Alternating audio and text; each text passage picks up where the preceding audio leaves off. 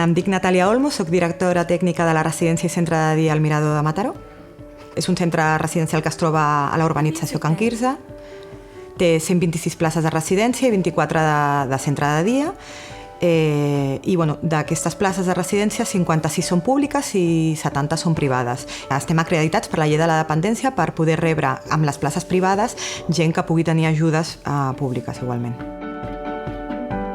Nosaltres treballem amb un paradigma assistencial que es diu atenció centrada en la persona. La nostra missió de les persones que arriben al nostre centre és poder donar seguiment i ajudar a que puguin seguir el seu projecte de vida. Per tant, nosaltres hem de donar i hem de posar tots els recursos i comoditats inherents a una llar perquè ells es trobin com a casa seva. Per això hem fet tot un canvi d'infraestructures perquè diferents despatxos que teníem, per exemple, ara siguin sales d'estar, on ells puguin estar en família, fer celebracions, per fer aniversaris.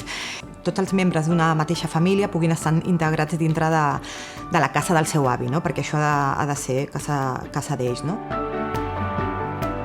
Durant el 2015 vam voler donar resposta a les necessitats que ens estàvem trobant amb demandes d'usuaris i vam voler especialitzar-nos en els dos àmbits que recollien totes aquestes demandes. Una d'aquests àmbits seria la unitat de rehabilitació intensiva i una altra seria la unitat de suport especialitzat. L'URI està composada bàsicament per tres especialitats, fisioteràpia, teràpia ocupacional i la logopèdia, i cadascuna té un espai diferenciat per poder treballar. El primer és l'espai d'eretoteràpia, que aquí disposem d'aparells per poder realitzar tot el tractament del dolor que persisteixen a les residents, magnetoteràpia, per exemple, parafina, ona curta. Després tenim l'espai del gimnàs com a tal, aquest gimnàs de fisioteràpia. Aquí disposem dels aparells imprescindibles per millorar aquesta capacitat funcional dels pacients. Tenim una cinta per caminar, un aparell de potenciació especialment destinada a gent gran que no fa mal als genolls. Disposem de bicicleta, també disposem d'una elíptica i així com altres dispositius per potenciar les cames. I finalment tenim un espai de teràpia ocupacional. Amb aquest espai, bàsicament, el terapeuta el que fa és fer funcions per millorar la funcionalitat, amb jocs, amb estris que fan que cada persona pugui ser més independent.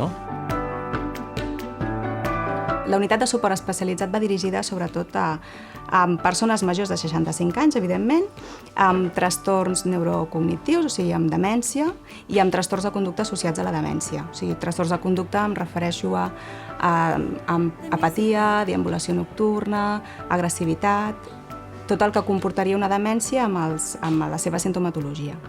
La unitat està dissenyada, li dona molta importància al tractament no farmacològic, és a dir, busca un entorn amigable, amb estímuls favorables, amb una luminotècnica estudiada, amb possibilitat de fer musicoteràpia. Sobretot el que es pretén és que l'espai sigui terapèutic i preventiu. El que nosaltres busquem és que orienti, que sigui un espai definidor per si mateix del que es va fer. Aquest tipus d'intervenció ha estat molt valorada darrerament perquè no tenim fàrmacs efectius per a aquest tipus de trastorn. Pren molta importància aquesta visió holística que té la unitat a la que ens estem referint. A part de tot això, aquesta unitat també té tot un sistema de geolocalització que permet que les persones puguin deambular de manera autònoma, però a la vegada estan controlades perquè no tinguin riscos. Vull dir, cada persona té una pulsera que està personalitzada, les alarmes i els permisos que la persona té. Aquestes alarmes arriben a uns mòbils que porten les auxiliars i, per tant, això genera que hi hagi menys trastorns d'irritabilitat, d'agressivitat, perquè la persona, malgrat està sent controlada en el sentit de que no es pugui fer mal o que no hi hagi riscos per ell o per uns altres, no nota que hi ha algú que l'està vigilant. Igual que tenim habitacions dobles i potenciem que les famílies portin mobles, que ho fiquin com a casa seva, també tenim 3 apartaments a la tercera planta. Aquests apartaments funcionen molt bé per matrimonis que una de les persones té més dependència però l'altra és més autònoma. Per tant, aquesta persona se sent adaptada en una planta en la que hi ha més autonomia, però a la vegada té un espai més privat per poder estar amb la seva parella.